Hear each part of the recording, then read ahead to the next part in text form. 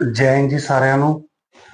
ਤੁਸੀਂ ਇੱਕ ਮੇਰੇ ਨਾਲ ਛੋਟੀ ਜੀ ਬੱਚੀ ਤੁਹਾਨੂੰ ਲੱਗ ਰਹੀ ਹੋਏਗੀ ਦੇਖਣ ਦੇ ਵਿੱਚ, ਪਰ ਤੁਹਾਨੂੰ ਮੈਂ ਇਹਨਾਂ ਦਾ ਪਰਿਚੈ ਕਰਾ ਦਿਆਂ। ਇਹ ਸਾਡੇ ਅਬੋਹਰ ਦੀ ਬੇਟੀ ਹੈ, ਸਾਡੀ ਅਬੋਹਰ ਕੀ ਬੇਟੀ, ਅਬੋਹਰ ਕੀ ਸ਼ਾਨ। ਇਸ ਬੇਟੀ ਦਾ ਨਾਮ ਹੈ ਆਕ੍ਰਿਤੀ ਸਿੰਗਲਾ, ਜਿਨ੍ਹਾਂ ਨੇ ਹਾਲ ਹੀ 5 ਜਾਂ 10 ਦਿਨ ਪਹਿਲੇ यूपीएससी ਦਾ ਰਿਜ਼ਲਟ ਡਿਕਲੇਅਰ ਹੋਇਆ। ਤੁਸੀਂ ਦੇਖਿਆ ਹੋਏਗਾ 10 ਜਾਂ 12 ਲੱਖ ਬੱਚੇ ਹਰ ਸਾਲ ਬੈਠਦੇ ਨੇ यूपीएससी ਦੇ ਵਿੱਚ, ਤੇ ਉਹਦੇ ਵਿੱਚ ਗਿਣਤੀ ਦੇ 1000 ਜਾਂ 1200 ਬੱਚੇ ਸਿਲੈਕਟ ਹੁੰਦੇ ਨੇ। ਉਹਦੇ ਵਿੱਚ ਸਾਡੀ ਇਸ ਅਬੋਹਰ ਦੀ ਬੇਟੀ ਨੇ ਅਬੋਹਰ ਦਾ, ਸਾਡੇ ਪੰਜਾਬ ਦਾ, ਆਪਦੇ ਮਾਤਾ ਪਿਤਾ ਦਾ ਨਾਮ ਵਧਾਉਂਦੇ ਹੋਏ 122ਵਾਂ ਰੈਂਕ ਲੈ ਕੇ ਦੇਸ਼ ਦਾ ਅਬੋਹਰ ਦਾ ਗਰਵ ਵਧਾਇਆ ਹੈ। ਤਾਂ ਮੈਂ ਬਹੁਤ ਬਹੁਤ ਧੰਨਵਾਦ ਕਰਦਾ ਪਹਿਲੇ ਤਾਂ ਇਸ ਬੇਟੀ ਦਾ, ਜਿਹਨੇ ਅਬੋਹਰ ਦਾ ਨਾਮ ਸਾਰੇ ਹਿੰਦੁਸਤਾਨ ਦੇ ਵਿੱਚ ਚਮਕਾਇਆ। ਤੇ ਵਿਦ ਇਹਨਾਂ ਦੇ ਪਰਿਵਾਰ ਦਾ ਵੀ ਕਰਦਾ, ਸਿੰਗਲਾ ਫੈਮਿਲੀ ਦੇ, ਸਾਡੇ ਅਬੋਹਰ ਦੀ ਸਿੰਗਲਾ ਫੈਮਿਲੀ ਹੈ। ਸ਼੍ਰੀ ਪਵਨ ਸਿੰਗਲਾ ਜੀ ਤੇ ਸ਼੍ਰੀਮਤੀ ਸੁਮਨ ਸਿੰਗਲਾ ਜੀ ਦੀ ਬੇਟੀ ਹੈ। ਬ੍ਰਦਰ ਅਭਿਸ਼ੇਕ ਬ੍ਰਦਰ ਹੈ ਉਹਨਾਂ ਦਾ, ਜੋ ਪੀਐਨਬੀ ਬੈਂਕ ਦੇ ਵਿੱਚ ਡਿਪਟੀ ਮੈਨੇਜਰ ਨੇ। ਤਾਂ ਮੈਂ ਹੁਣ ਸਵਾਲ ਪੁੱਛਾਂਗਾ ਛੋਟੇ ਛੋਟੇ, ਜਿਹੜੇ कि ਤੁਹਾਨੂੰ ਵੀ मोटिवेशन ਕਰਨ। आकृति सिंगला से आईपीएस कृति सिंगला बनने में कितना संघर्ष लगा? संघर्ष तो बहुत बड़ा था। ये मेरा 5th अटेम्प्ट था और 3rd मेंस था, तो बहुत लंबी जर्नी थी, पर आज रिजल्ट आ गया तो काफी खुश हूँ मैं। तो जब आपको लगा भी 5 साल हो गए मैं ट्राई कर रही हूँ, तो कभी गिव अप करने का या कभी मन थका हो, हारा हो, तो कितने चांस आए ऐसे? सबसे बड़ा चांस तो आया था पिछली बार जब मैंने 2 मेंस दिए और मैं वो क्लियर नहीं कर पाई। तो मुझे लगा कि अब शायद नहीं देना चाहिए एग्ज़ाम, लेकिन फिर मैं स्टूडेंट्स को पढ़ाती थी, तो उनको पढ़ाते-पढ़ाते एक मोटिवेशन, जब हम आपसे हमसे छोटे स्टूडेंट्स को पढ़ाते हैं, एक पॉज़िटिविटी आई, एक अच्छा रिलेशनशिप था मेरा स्टूडेंट्स के साथ। वो लोग मुझे मोटिवेट करते थे कि आपको दोबारा ट्राई करना चाहिए। तो चांस तो आए, लेकिन उससे निकलने का भी कोई ना कोई चांस बन गया। तो उस तरीके से फिर चलती रही जर्नी मेरी। आपका कोई मेंटर या आइडियल कौन था? भी लगा भी मैंने यूपीएससी में ही जाना है, मैंने आईएएस आईपीएस ही बनना है। शुरू में तो जो मेरे भाई हैं, उन्होंने ही मुझे कहा था कि मुझे करना चाहिए एग्ज़ाम के लिए ट्राई। लेकिन बाद में हमारे अबोहर के जो आईएएस हैं, अभिजीत कपलीश सर, जिन्होंने म्युनिसिपल कमिश्नर के तौर अब पे डीसी काम किया। श्री मुक्तसर साहब लगे हुए हैं। हाँ जी, उन्होंने बहुत, उनका काम देख के मैं बहुत प्रभावित हुई थी, क्योंकि उन्होंने 2 साल में अबोहर की जो इंफ्रास्ट्रक्चर है, उसपे बहुत अच्छा काम किया था। तो उनको देख के मैं उनको मिलने भी गई थी। उसके बाद एक अलग लेवल का बूस्ट मुझे प्रिपरेशन में मिला। वो है ही बहुत अच्छे। हाँ अब जी। आपकी उनसे बात हुई है? हाँ जी, बिल्कुल। मैंने जब रिज़ल्ट आया था तो मेरी उनसे बात कितने हुई खुश थी। थे वो भी? वो बहुत खुश थे, उनसे बहुत कुछ सीखने को मुझे मिला है और बहुत अच्छी गाइडेंस मुझे उनसे मिली थी। जब आपका रिजल्ट आया तो आप मम्मी पापा साथ थे कि दूर थे आपसे? वो मेरे साथ ही थे। तो उस वक्त उनके चेहरे में क्या खुशी थी और क्या था? मेरी मदर मेरे साथ ही जब रिजल्ट चेक किया तो वो मतलब बहुत ज्यादा इमोशनल हो गई थी देख के। मेरे फादर नहीं थे, वो मार्केट गए हुए थे, तो उनको मैंने कॉल पे बताया था और मेरे भाई को भी मैंने कॉल पे बताया था। तो सभी बहुत खुश थे और एक सिर्फ मेरा अकेले का संघर्ष नहीं था, उन्होंने मुझे देखा था वो संघर्ष करते, तो उनकी भी बहुत सारी उम्मीदें और बहुत सारे अरमान उसके साथ जुड़े हुए थे। तो आपने रोड मैप बना लिया आगे का? अभी तक कुछ भी नहीं सोचा? नहीं, अभी सोचा ये है कि सर्विस में सबसे पहले तो ट्रेनिंग जो है वो बहुत अच्छे से उसको कंप्लीट करूं। उसके बाद जहाँ पे भी मुझे काडर मिलता है, जो भी पोस्टिंग मिलती है, वहां पे जितना ज्यादा हो सके, जो लोग मुझसे नीचे काम कर रहे हैं या मुझसे ऊपर काम कर रहे हैं, उन दोनों से मैं सीखूं और अपना काम अच्छे से करने की कोशिश करूं। आपकी टोटल कुल क्वालिफिकेशन कितनी है? अभी आपने क्या कुछ स्टडी की और कहाँ से की है? पहले मेरी स्कूलिंग हुई है एलआरएस डीएवी स्कूल बोहर से ही। +2 तक मैंने वहीं से पढ़ाई की है। उसके बाद मैंने दिल्ली यूनिवर्सिटी बीकॉम ऑनर्स की थी दौलत राम कॉलेज से। फिर उसके बाद मैंने एमकॉम की थी फाइनेंस मेजर में हंसराज कॉलेज से, वो भी दिल्ली यूनिवर्सिटी का एक कॉलेज है। उसके बाद मैंने यूजीसी नेट जेआरएफ दिया था, जो कि पीएचडी और लेक्चरशिप का एक एग्जाम है। उसके अंदर मेरी 99.95 परसेंटाइल वो भी थी। आपने टॉप किया था ना? हाँ जी। और उसके बाद से मैं प्रिपरेशन कर रही हूँ यूपीएससी की। आपको न्यूज तो पढ़ते ही होंगे, आप पढ़े ही आपने तभी यहाँ पे पहुंचे हो। हाँ जी। आपने हर रोज देखा होगा भी बेटियों में, बच्चियों के साथ क्या हो रहा है, हरासमेंट हो रही है, तो क्या आप उनकी पूरी आवाज बनेंगी? बिल्कुल, हम मैं तो पूरी अपनी तरफ से कोशिश करूँगी, क्योंकि अगर हम वो चीज़ एक्सपीरियंस कर चुके हैं और हम वो चीज़ देखते आ रहे हैं, तो उस चीज़ को समझने के बाद उस चीज़ पे काम करना शायद ज़्यादा अच्छे से हम कर सकते हैं। और हमने देखा भी है कि बहुत सारी लड़कियाँ जो है पंजाब में इस बार निकली हैं, ज़्यादा मेजॉरिटी जो है वो लड़कियों की है। जी। तो मुझे लगता है सभी लोग जो भी जिन्होंने भी एग्ज़ाम निकाला है, सभी अपनी पूरी कोशिश करेंगी वो करने की। आपका आपका इंटरव्यू देख के, आपकी न्यूज़ पढ़ के अब कई लड़कियों में यूपीएससी का आईएएस आईपीएस बनने का सपना बढ़ेगा, ठीक है?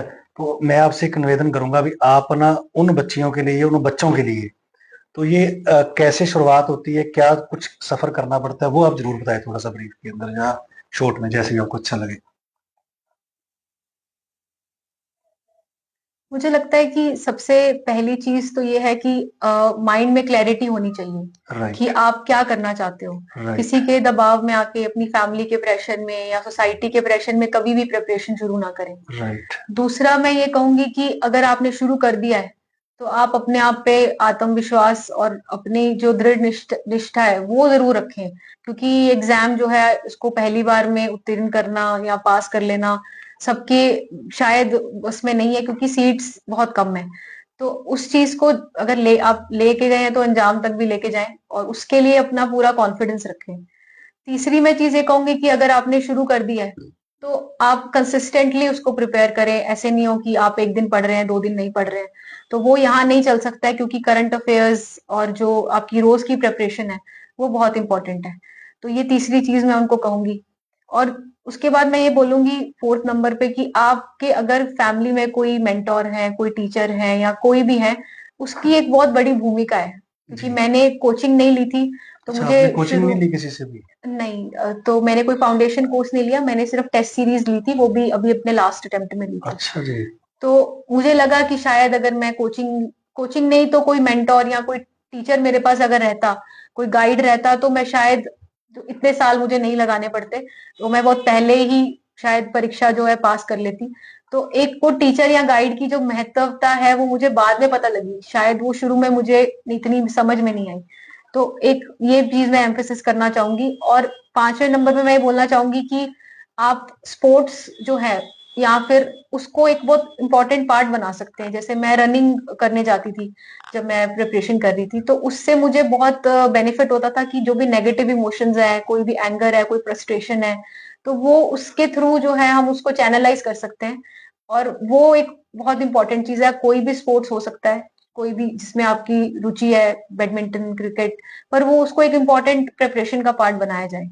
और लास्ट मैं ये बोलूँगी कि स्पिरिचुअलिटी भी इसके अंदर एक बहुत इम्पोर्टेंट प्ले कर सकती है। जी। जैसे कोई भी आप मेडिटेशन करते हैं, या कोई भी आप आपको मंदिर जहाँ कहीं भी गुरुद्वारा कुछ भी आपको जिसमें भी आस्था है, वो ज़रूर करें, क्योंकि उससे एक पॉज़िटिविटी और एक पॉज़िटिव एनवायरनमेंट आपको मिलेगा।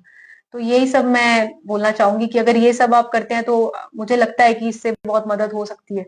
मैंने आज एक चीज़ आपके परिवार को देख के एक चीज़ और ही मेरे को अच्छी लगी है। जब परिवार साथ हो ना तो आप बड़ी से बड़ी मुसीबतें और बड़ी से बड़े कुछ भी आप उसको अचीव कर सकते हो।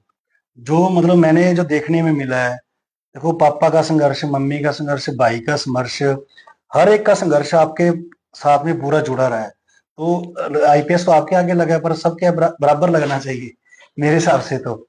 तो राजकुमार जी का भी धन्यवाद करता हूँ जिन्होंने मेरे को आपसे मिलवाया। तो मैंने ये देखा भी उनको इतना खुशी थी ना भी मैं मतलब बेटी मेरी ने मतलब क्या कुछ कर दिया और मेरे को आज एक और चीज खुशी मिली है जो इकट्ठा सारा सम्मान हुआ है संस्थाओं को और ये भी पहली बार एक रिवाज हमारे अबोर के अंदर पड़ा है। तो मैंने देखा अभी अबोर के अंदर दिखता है भी हमारे ये अबोर का गैंगस्टर है, हमारे अबोर का ये चोर है, हमारे अबोर का ये है, पर हम ही दिखाना चाहते हैं भी हमारे अबोर की बेटी भी आईपीएस है और अबोर की पहली आईपीएस है। आपको सबसे बड़ी बात मैं ये बता दूं, हमारे लड़के आईपीएस बने हैं, सुजावल जग्गा जी, संदीप चौधरी जी, दुग्गल सर भी हैं और बेटी आईपीएस पहली बनी है। तो थकी हुई है। मैं लास्ट में एक सवाल जो यूथ को आप क्या संदेश देना चाहोगे? मैं यूथ को यही बोलूँगी कि सबसे पहले तो आप अपनी जो विज़न है उसको बहुत क्लियर रखें, क्योंकि आज मैं देख रही हूँ कि लोग मेंटली बहुत स्ट्रेस में हैं। यस, अगर यूथ देखेंगे, यस, और यस। जो सोशल मीडिया को जिस तरीके से यूज़ कर रहे हैं, वो बहुत ज़्यादा यूथ के लिए प्रॉब्लमैटिक है, जिससे कि बहुत सारी प्रॉब्लम्स यूथ फेस कर रहा है। तो अनएम्प्लॉयमेंट है और प्रॉब्लम्स हैं, लेकिन यूथ जो है उसको चैनलाइज करे अपनी एनर्जी को अच्छे तरीके से और एक ऑप्टिमिस्टिक और एक पॉजिटिव अप्रोच की तरफ जाए, क्योंकि अ, अगर हम पेसिमिस्टिक अप्रोच रखते हैं, नेगेटिव अप्रोच रखते हैं, तो शायद हमारी जिंदगी का चक्र थोड़ा गलत तरीके से घूमना शुरू कर लेता है। तो और एक ये भी मैं बोलूंगी कि यूथ जो है वो कम्युनिटी का पार्ट बने, क्योंकि अगर आप किसी संस्था से, किसी वॉलंटियरिज्म से या किसी और अपने से बढ़कर किसी मकसद के साथ जुड़ते हैं, तो शायद आप उसके साथ जुड़ते हुए बहुत अच्छा काम कर बहुत लेते अच्छा हैं। काम कर सकते हैं। राइट, बहुत अच्छी बात कही है आपने। आपने अपनी जर्नी के दौरान सोशल मीडिया का कितना प्रयोग किया था? मैंने तो बिल्कुल कोई प्रयोग नहीं किया था सोशल मीडिया का। कोई भी मैं यूज नहीं किया किसी नहीं तरह? मैं कोई फेसबुक, नहीं ट्विटर, इंस्टाग्राम, दूर रहे नहीं उनसे आप? हाँ जी, बस मैं व्हाट्सएप यूज कर रही थी क्योंकि वो कुछ जरूरत थी जिसकी पढ़ाई के लिए, या यूट्यूब का यूज कर रही थी जिसपे फ्री लेक्चर्स बहुत सारे टीचर्स ने बना के रखे हुए हैं, तो वो मैं इस्तेमाल कर रही थी। उसके अलावा मैं कोई सोशल मीडिया पे नहीं। जिस दिन आपकी ट्रेनिंग स्टार्ट होगी तो उस दिन आपकी जिंदगी सारी 365 चेंज हो जाएगी। एक आकृति से नई आकृति आ जाएगी। तो मैं उसके लिए आपको पूरे अबोर की तरफ से शुभकामनाएं देता हूँ। आपकी ट्रेनिंग बेहतर हो और आप एक बेहतर समाज के अंदर ऐसी नींव रखें जो दुनिया युगों युगों तक याद करे। धन्यवाद आपका समय देने के लिए। Thank you IPS Akriti Singla ji. Thanks a lot. Thank you.